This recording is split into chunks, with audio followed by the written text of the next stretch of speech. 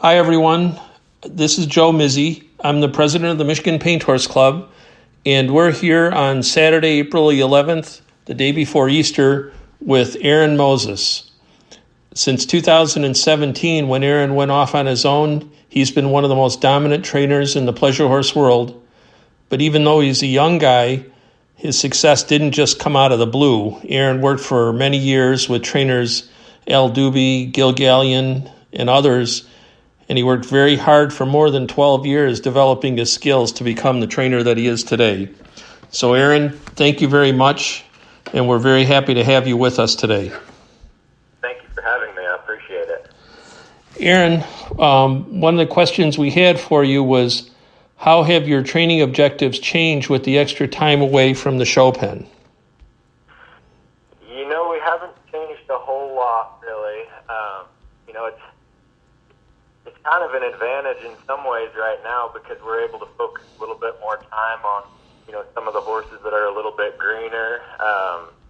Some of our goal dates have been moved back a little bit, so that gives us a little bit more time on our other horses. So, we maybe don't have to push them quite as hard right now, and that gives us a little, time to focus on the horses that maybe would have stayed home if we were gone showing, and kind of get them broke and make sure we're not missing any talent in any of those horses. Yeah, there you go. Are you handling with the different divisions of horses that you have? The 2-year-olds, the novice horses, the maturity horses. How are you handling the differences in this extra training that they're getting? I mean, I was thinking about this before our call today. Normally we'd be a couple of months away from debuting the 2-year-olds, and now you don't even know if that's going to happen right away. Yeah, we're continuing on our 2-year-olds just as if we're going to show them at the earliest possible date. I've kind of got in my mind, most likely which horses will be early horses and which horses will be Congress horses and which ones might not show till they're 3-year-olds. So we're really trying to proceed and stick to that schedule. We want to be as ready as we can be, if the time and when the time comes. So we really haven't let up at all on that side of it. I just want to make sure that if those shows go as they're scheduled, which we hope to do, but if that happens, we want to be ready for that. So, those horses we're pretty much sticking to the plan on them. The 3-year-olds, the novice horses, they're pretty much the same. We've gotten a little bit of extra time now on some of them. So we might have backed off just a little bit on them because I sure don't want to have them fried or unsound when we get them to the show pen. But for the most part, we're still continuing training as usual on those horses. The maturity horses and the horses that have been shown, those horses they're probably the ones that we've backed off on the most because they're pretty well trained. So there's always stuff to work on, but we're kind of big believers in not overriding a horse and not riding it every day just because we feel that we need to. We want to do what's in the best interest of the horse, and sometimes it's really kind of you see it as an advantage now. Let those horses have a little bit of time, maybe recover from any soreness issues that they were having, or just gain some weight and physically get better. We're still keeping them exercised and rode a little bit, but we're trying not to override them. Knowing that we don't have anything to really get them ready to show in right now. Yeah, that's kind of how we're trying to handle all of those. Yeah, it's hard. It's always tricky with the older ones, I think, because maybe you got to do something. You got to push them, but then you got to back off and give them time, like you were saying, and you want to keep them interested in their work when it's time to work, but you don't want to overburden them with keep doing the same by keeping on with the same thing.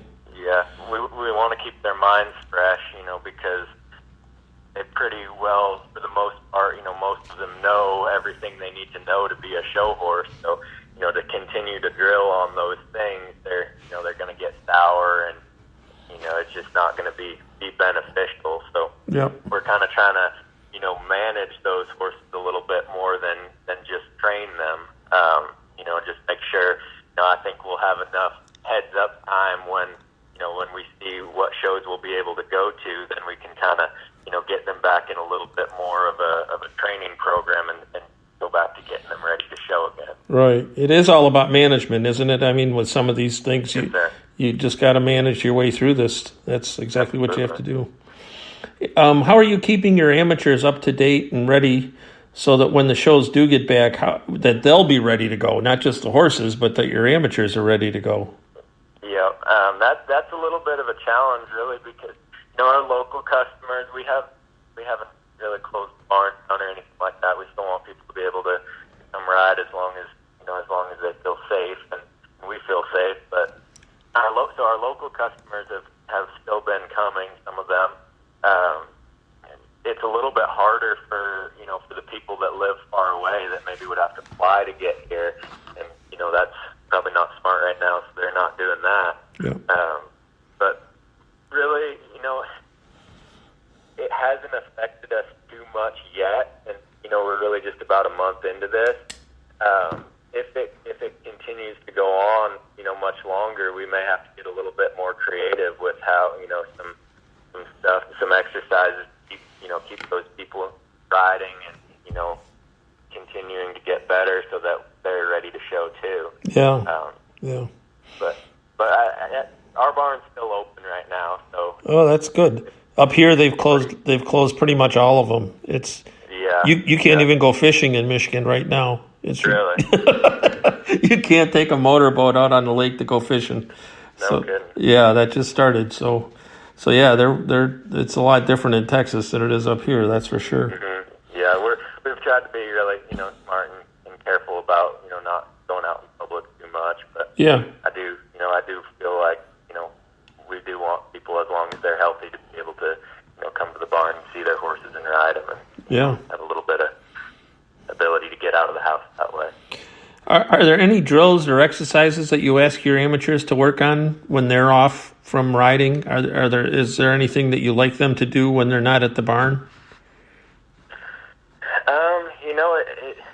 I don't really have anything specific that doesn't involve a horse. If they're able to ride a little bit, or if they're able to get access to a horse at all, I always think it's a good time when you're not having to get ready to show right away for people to just get comfortable on a horse and try some different stuff, try some maneuvers, stop, turn, take a hold of your horse's face, see how it reacts, and just learn your feel and learn your horse if you're able to. But even if you're not riding your show horse, you can do it on any horse. Just kind of learn, how does this horse respond when I approach him, in different ways, and kind of develop some feel through that way. Yeah, that's great advice. Hey, Aaron, do you some of the trainers are doing simulated shows at their ranch to prep the horses, or to prep for, get them ready, or thinking that they're actually at a show? Are you doing any of that? Are you doing any extra videos? Are you doing any of those types of things? We haven't exactly simulated any shows yet. It's something that we've talked about, and we may do, as we get a little bit closer to getting back to showing. What we have done more of is, we'll hang tails in the horses and take videos and just kind of see how they look, and, really see if, by videoing, if there's something that we need or we could improve or, change on that horse through the way we're riding it, and also just see, how does this horse stack up against the other horses that I have. You can tell that sometimes a little better when you hang a tail on him and take a video and compare them side by side. It helps on our young horses to kind of figure out which horses maybe need to be shown where, that kind of stuff. We've definitely, done a lot of that and switched up different riders. I have two great assistants that work for me, and we'll kind of trade horses around and watch and see, is there something one of us is missing on this horse we could do better on. Yeah, there you go. So, Aaron, first I want to thank you, and I want to wish you and your whole family a very happy Easter. If anyone wants to contact you, if they're interested in your training program, what's the best way for them to reach out to you? Well, thank you for having me, and happy Easter to you too. If Facebook's a great way, we have a business page, Aaron Moses Show Horses. You can send a message to the page. If you don't have Facebook, you can always text or call me. My phone number is 07-468-0615. And we would love, it's a great time if somebody wants to, haul in and, and work with their horse or something like that. We have time to do that now. We're home more, so anytime somebody wants to come ride with us, that's great. We love that. We can learn from them, and we can all learn from each other. But good time for that, for sure. Thanks so much, Aaron. You guys have a great Easter. Okay, thank you so much. Absolutely, thank you too. Bye-bye.